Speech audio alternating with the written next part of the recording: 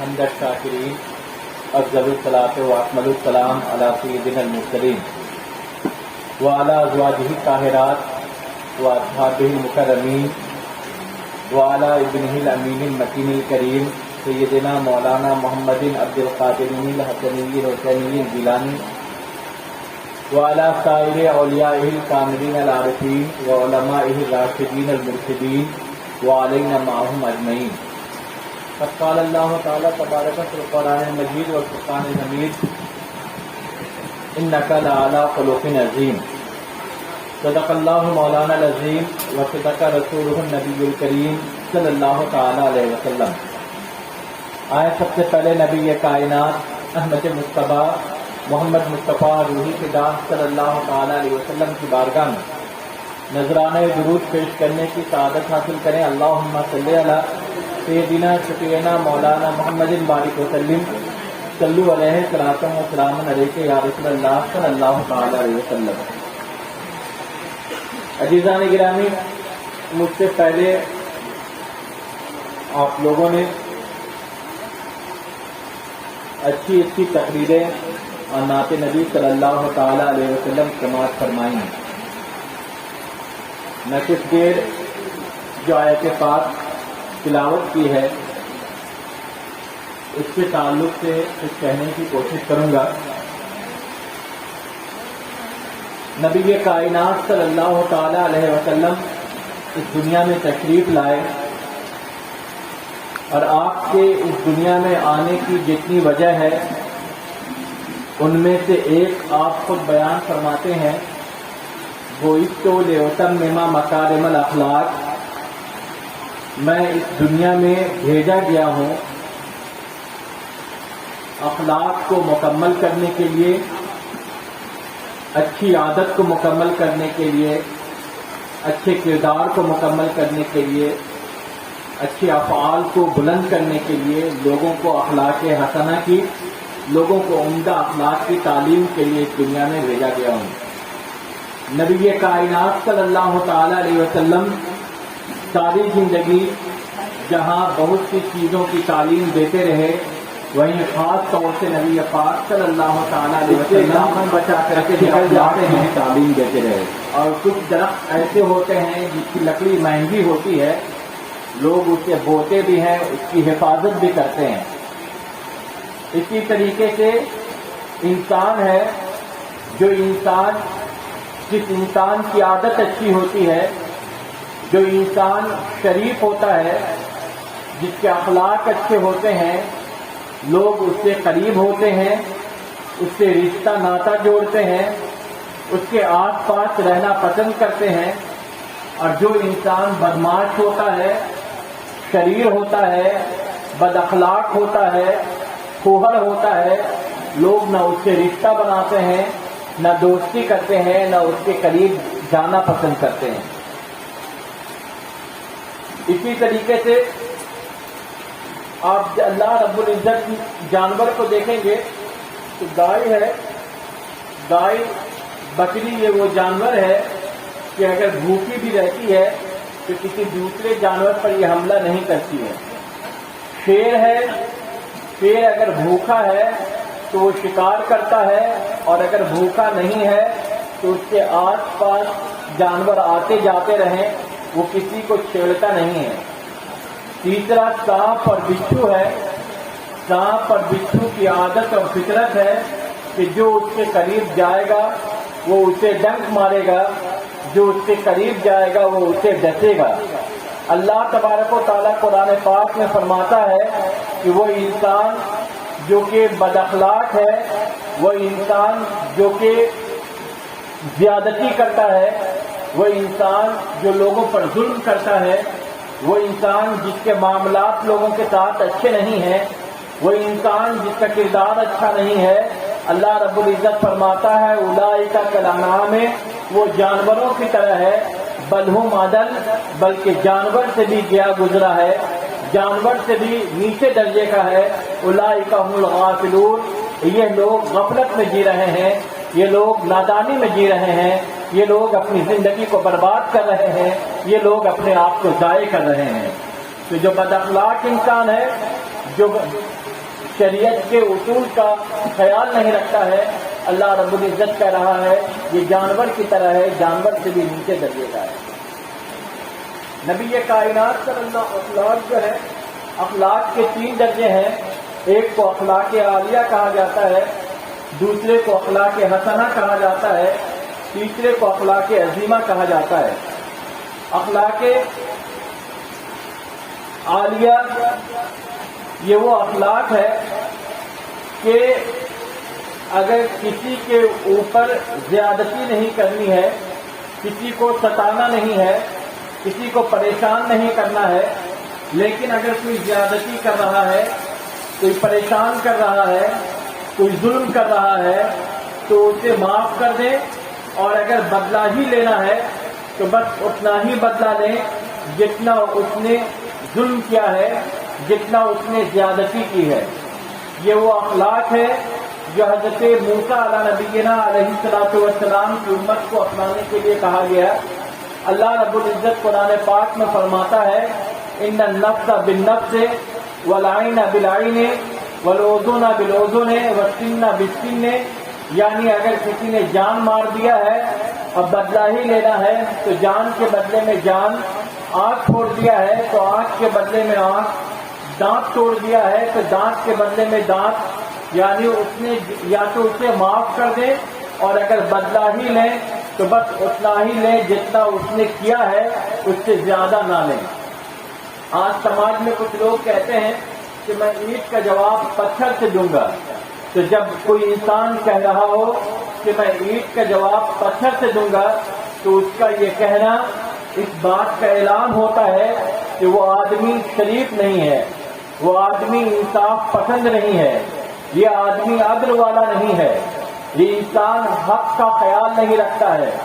اگر یہ آدمی عادل ہوتا، انصاف والا ہوتا، حق کا خیال کرنے والا ہوتا تو کبھی بھی وہ یہ نہیں کہتا کہ وہ اینٹ کا جواب پتھر سے دے گا۔ اینٹ کا جواب پتھر سے دینے کا مطلب ہی یہی ہے کہ اس نے جتنی زیادتی کی ہے اس سے زیادہ یہ اس کے ساتھ انتقام لے گا، اس سے زیادہ یہ اس سے بدلہ لے گا، اور زیادہ بدلہ لینا یہی ظلم ہے، یہی ناانصافی ہے، یہی حق کو پائمال کرنا ہے، یہی حق کو روندنا ہے۔ اس کے بعد دوسرا اخلاق جو ہے جسے اخلاق حسنہ کہا جاتا ہے، یہ وہ اخلاق ہے کہ اگر کوئی زیادتی کر رہا ہے، کوئی ظلم کر رہا ہے، کوئی ستا رہا ہے، پریشان کر رہا ہے تو اسے سہ لینا ہے، برداشت کر لینا ہے، اس سے کوئی بدلہ نہیں لینا ہے، کوئی انتقام نہیں لینا ہے۔ یہ وہ اخلاق ہے جو حضرت عیسیٰ علیہ نبی علیہ السلام کو دیا گیا، ان کی امت کو اس اخلاق کو اپنانے کے لیے کہا گیا۔ حضرت عیسیٰ علیہ نبینا علیہ السلام ہے، آپ کھڑے ہیں، ایک شخص آپ کو گالیاں دے رہا ہے، آپ اسے دعائیں دیے چلے جا رہے ہیں، ایک تیسرا آدمی ہے وہ اس منظر کو دیکھ رہا ہے، وہ حضرت عیسیٰ علیہ نبینا علیہ السلام سے کہتا ہے کہ اے پیغمبر، یہ آپ کو گالیاں دے رہا ہے، برا بھلا کہہ رہا ہے، اور آپ اسے دعائیں دیے چلے جا رہے ہیں۔ حضرت عیسیٰ علیہ نبینا علیہ السلام نے فرمایا کل اناء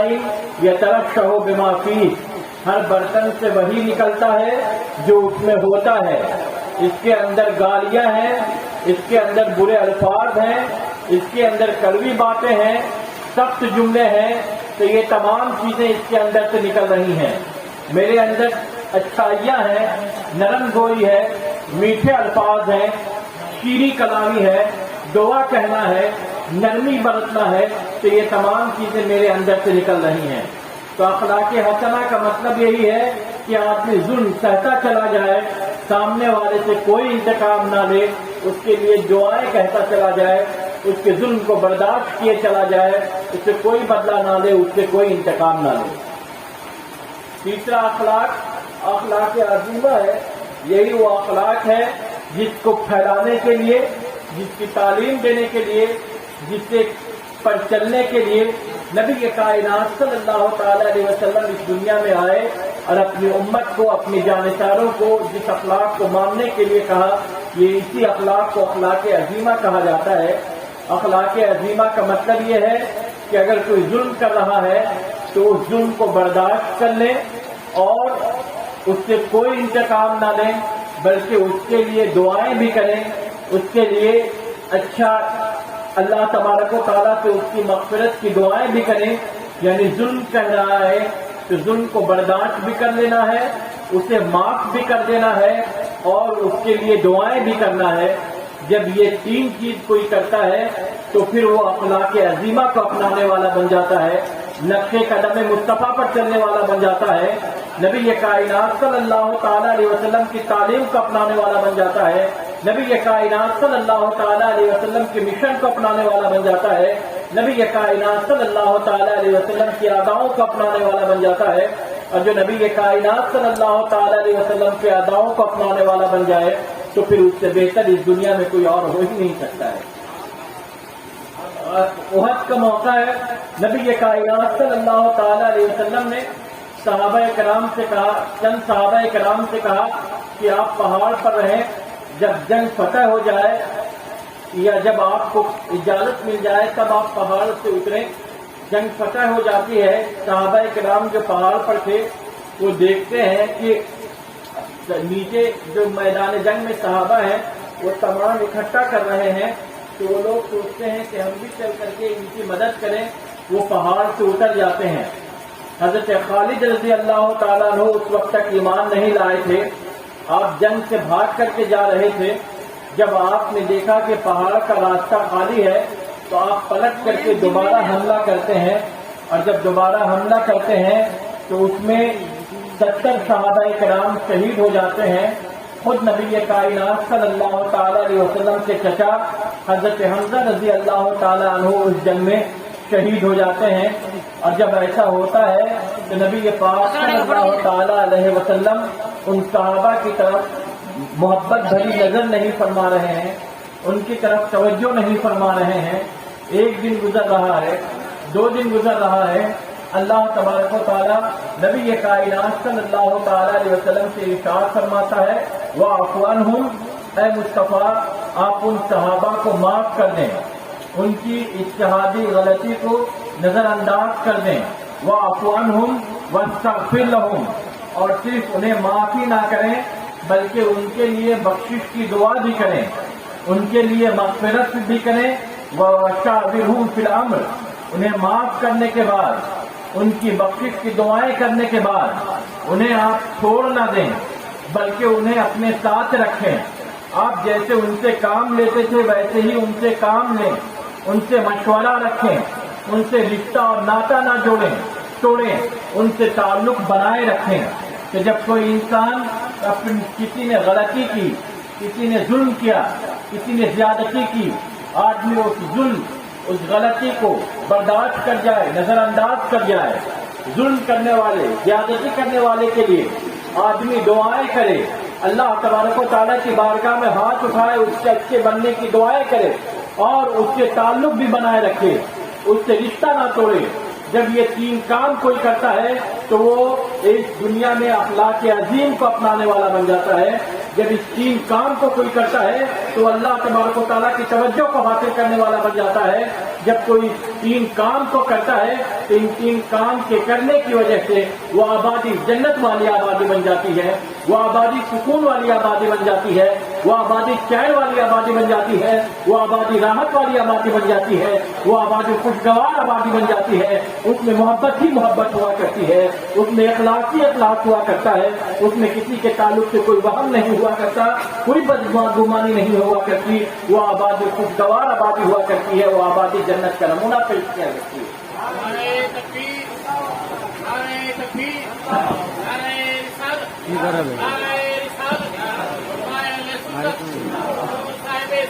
زندہ باد۔ اللهم صل على سيدنا شفيعنا مولانا محمد بارك وسلم صلوا عليه السلام علیکم یا رسول اللہ صلی اللہ تعالی علیہ وسلم۔ حضرت امام حسن رضی اللہ تعالیٰ عنہ ہے، حضرت امام حسن رضی اللہ تعالیٰ عنہ کے یہاں ایک خادمہ ہے، وہ مہمان ایک آتا ہے، حضرت امام حسن رضی اللہ تعالیٰ عنہ نے اس سے کہا کہ شوربہ گرم کر کے لاؤ۔ وہ شوربہ گرم کر کے لا رہی ہیں، دھیان کہیں اور چلا جاتا ہے، وہ شوربہ حضرت امام حسن رضی اللہ تعالیٰ عنہ کے جسم پر گر جاتا ہے، اور جیسے ہی آپ کے جسم پر گرتا ہے آپ کے چہرے پر غصے کی نشانی ظاہر ہوتی ہے۔ وہ خادمہ سمجھ جاتی ہے کہ آپ کو غصہ آ رہا ہے، مجھے فوراً قرآن کی آیت پڑھتی ہے والکاظمین الغیظ۔ حضرت امام حسن رضی اللہ تعالیٰ عنہ جیسے ہی یہ آیت سنتے ہیں آپ کا غصہ ٹھنڈا ہو جاتا ہے۔ پھر وہ دوسرا ٹکڑا پڑتی ہے والعافین عن الناس، لوگوں کو معاف کر دینے والے۔ حضرت امام حسن رضی اللہ تعالیٰ عنہ فرماتے ہیں جاؤ میں نے تمہیں معاف کیا۔ پھر وہ تیسرا ٹکڑا پڑتی ہے واللہ یحب المحسنین، اللہ احسان کرنے والے کو پسند فرماتا ہے۔ حضرت امام حسن رضی اللہ تعالیٰ عنہ مسکراتے ہیں اور کہتے ہیں جاؤ میں نے تمہیں آزاد کیا۔ تو حضرت امام حسن کو غصہ آ رہا تھا، حضرت امام حسن نے غصہ کو برداشت کر لیا۔ وہ غصہ جس وجہ سے آ رہا تھا آپ نے اسے جتنے دلایا آپ نے اسے معاف کر دیا، آپ نے اس کے ساتھ ایک بھلائی کی کہ اسے آزاد کر دیا۔ تو اللہ تبارک و تعالیٰ کہتا ہے جو آدمی غصہ پی جائے، غصہ نہ کرے، غصہ سہ لے، وہ غصہ دلانے والے کو معاف کر دے، اس کے ساتھ کچھ اور بھلائیاں کر دے، جب وہ یہ تین کام کرتا ہے تو اللہ تبارک و تعالیٰ اسے چاہتا ہے، اللہ تبارک و تعالیٰ اسے پسند فرماتا ہے، اللہ تبارک و تعالیٰ اسے محبوب رکھتا ہے۔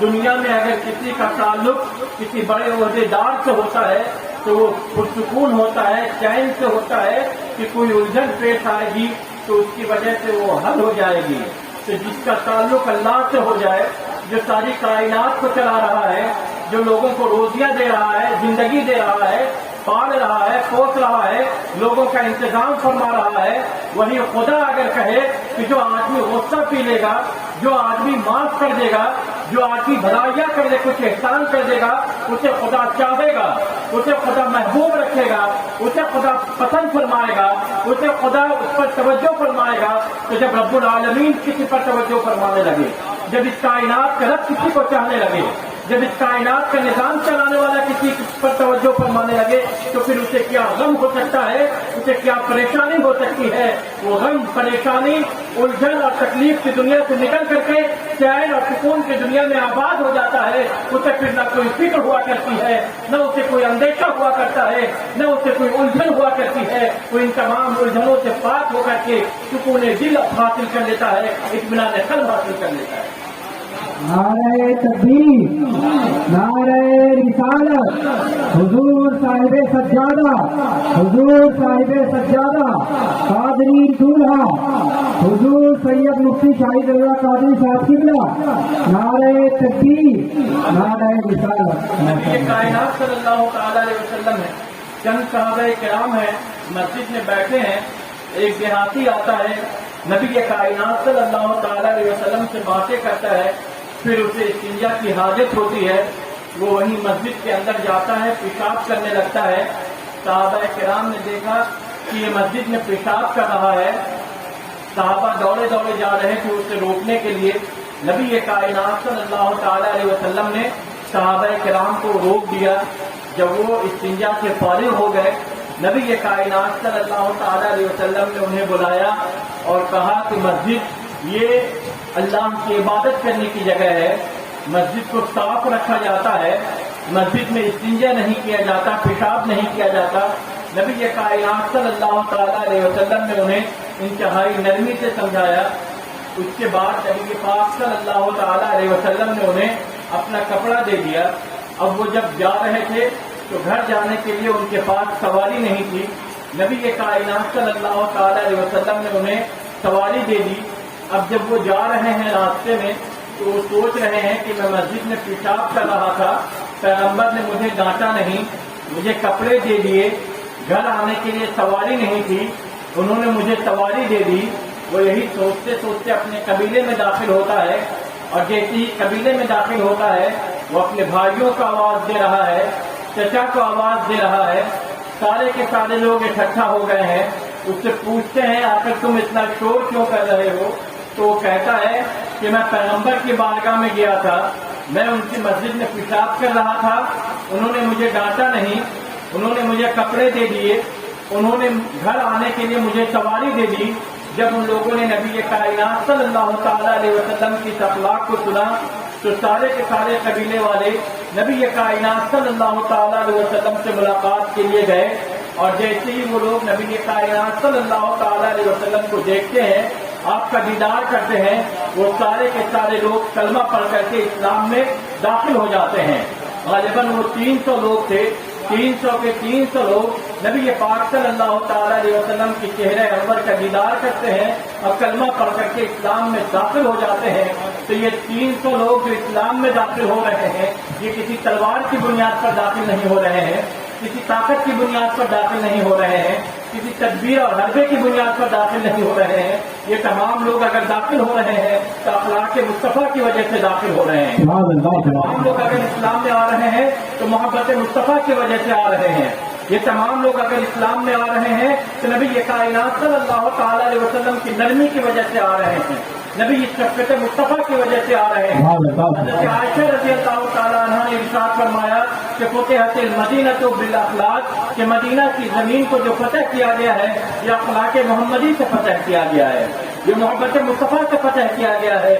آپ اسی کو پھیلا سکتے ہیں اور کہہ سکتے ہیں دنیا میں جہاں جہاں بھی اسلام ہے، جہاں جہاں بھی ایک خدا کو ماننے والے موجود ہیں، جہاں جہاں پر بھی کلمہ پڑھنے والے موجود ہیں، جہاں جہاں پر بھی مسلمان موجود ہیں، وہ کسی طاقت کی وجہ سے مسلمان نہیں ہے، وہ اخلاق مصطفیٰ کی وجہ سے مسلمان ہے، وہ تعلیم مصطفیٰ کی وجہ سے مسلمان ہے، وہ پاکیزہ تعلیم کی وجہ سے مسلمان ہے۔ وہ لوگ اگر مسلمان ہیں، جہاں جہاں اسلام کا سورج اگ رہا ہے، جہاں جہاں اسلام کا وقت موجود ہے، وہ اپنے پاکیزہ نظام کی وجہ سے موجود ہے، وہ اپنے پاکیزہ تعلیم کی وجہ سے موجود ہے، وہ اپنے اعلیٰ اخلاق کی وجہ سے موجود ہے، اور جہاں جہاں اسلام موجود ہوگا وہ ان خوبیوں کی وجہ سے موجود ہوگا، ان کمالات کی وجہ سے موجود ہوگا۔ نعرہ تکبیر، نعرہ رسالت، نعرہ رسالت، اخلاق رسول اعظم، اخلاق رسول اعظم، جشن شہید اعظم، سبحان اللہ۔ نبی کائنات صلی اللہ تعالیٰ علیہ وسلم ہے، نبی کائنات صلی اللہ تعالیٰ علیہ وسلم کو مکے میں جادوگر کہا گیا، دیوانہ کہا گیا۔ کوئی مکے کے اندر داخل ہوتا تھا تو لوگ اس کے روئی دے دیتے تھے کہ کان میں ڈال لو، محمد کی باتیں نہ سننا، وہ جادو کر دیا کرتے ہیں۔ آپ کو طرح طرح سے ستایا گیا، آپ کے جسم پر اجڑیاں ڈالی گئیں، راستے میں کانٹے بچھائے گئے، آپ کا سماجی بائیکاٹ کیا گیا، گلے میں چادر ڈال کر کے آپ کو گھسیٹا گیا، آخر میں آپ کو قتل کرنے کی سازش کی گئی۔ نبی کائنات صلی اللہ تعالیٰ علیہ وسلم مکے سے مدینہ جانے لگے۔ جس رات آپ مکے سے مدینہ جا رہے ہیں، آپ نے عثمان سے کہا کہ اے عثمان، مجھے کعبہ کی چابی دو، اس کے اندر مجھے عبادت کرنی ہے۔ عثمان کہتا ہے کہ اے محمد، میں تمہیں یہ چابی نہیں دے سکتا۔ نبی کائنات صلی اللہ تعالیٰ علیہ وسلم نے کہا کہ اے عثمان، آج تو تم چابی نہیں دے رہے ہو، لیکن ایک وقت ایسا آئے گا کہ یہ چابی میرے پاس ہوگی اور میں جسے چاہوں گا اسے یہ چابی دے دوں گا۔ نبی کائنات صلی اللہ تعالیٰ علیہ وسلم کو برا بھلا کہتا ہے اور کہتا ہے اے محمد، ایسا کبھی بھی نہیں ہو سکتا۔ نبی کائنات صلی اللہ تعالیٰ علیہ وسلم وہاں سے مدینہ چلے آتے ہیں۔ 8 سال کے بعد آپ اسی مدینہ میں اپنے صحابہ کے ساتھ مکے میں صحابہ کے ساتھ داخل ہو رہے ہیں۔ جب مکے والوں نے دیکھا کہ محمد اپنے ساتھی کے ساتھ آ گئے ہیں، وہ لوگ اپنے اپنے گھروں میں بند ہو جاتے ہیں۔ عورتیں ڈر رہی ہیں کہ محمد کے ساتھیوں کو بہت ستایا گیا ہے، آج یہ لوگ انتقام لیں گے، ہماری عزتوں سے کھیلیں گے۔ مرد پریشان ہیں کہ یہ لوگ ہمیں جان سے مار دیں گے۔ دن گزر گیا ہے، رات گزر رہی ہے، کسی کے مکان پر حملہ نہیں ہو رہا ہے، کسی عورت کی عزت کو نہیں لوٹا جا رہا ہے۔ گھر کی عورتیں اپنے لوگوں سے کہتی ہیں کہ جاؤ، جا کر کے دیکھو محمد اور محمد کے ساتھی آ کر کیا رہے ہیں۔ وہ لوگ گھروں سے نکلتے ہیں، خانہ کعبہ جاتے ہیں تو دیکھتے ہیں کوئی سجدے میں گرا ہوا ہے، کوئی غلاف کعبہ کو قتل کر کے رو رہا ہے، کوئی کعبہ سے جدا ہونے کی وجہ سے مچل رہا ہے، کوئی سجدے میں اللہ تبارک و تعالیٰ سے سرگوشی کر رہا ہے۔ وہ لوگ جب یہ حالت دیکھتے ہیں حیران ہو کر کے واپس ہو جاتے ہیں۔ صبح نبی کائنات صلی اللہ تعالیٰ علیہ وسلم نے عثمان کو بلایا ہے۔ عثمان آتے ہیں، نبی کائنات صلی اللہ تعالیٰ علیہ وسلم نے ان سے چابی مانگا، اس نے چابی دیا۔ نبی پاک صلی اللہ تعالیٰ علیہ وسلم نے خانہ کعبہ کو کھولا، اندر گئے، اسے صاف کیا، پھر نبی کائنات صلی اللہ تعالی علیہ وسلم نے اس عثمان سے کہا، اے عثمان تمہیں وہ ہجرت کی رات یاد ہے؟ میں نے تم سے اس گھر کی چابی مانگی تھی، تم نے نہیں دیا تھا۔ میں نے تم سے کہا تھا کہ ایک وقت ایسا آئے گا کہ یہ چابی میرے پاس ہوگی اور میں جسے چاہوں گا اسے دوں گا۔ دیکھو یہاں پر علی مرتضی موجود ہے، عثمان غنی موجود ہے، ابو بکر عمر، میرے تمام صحابہ موجود ہیں، ان میں سے ہر ایک کو یہ امید ہے، یہ خواہش ہے کہ یہ چابی انہیں دے دی جائے۔ لیکن اے عثمان، محمد لوگوں کو تکلیف دینے کے لیے نہیں آئے ہیں،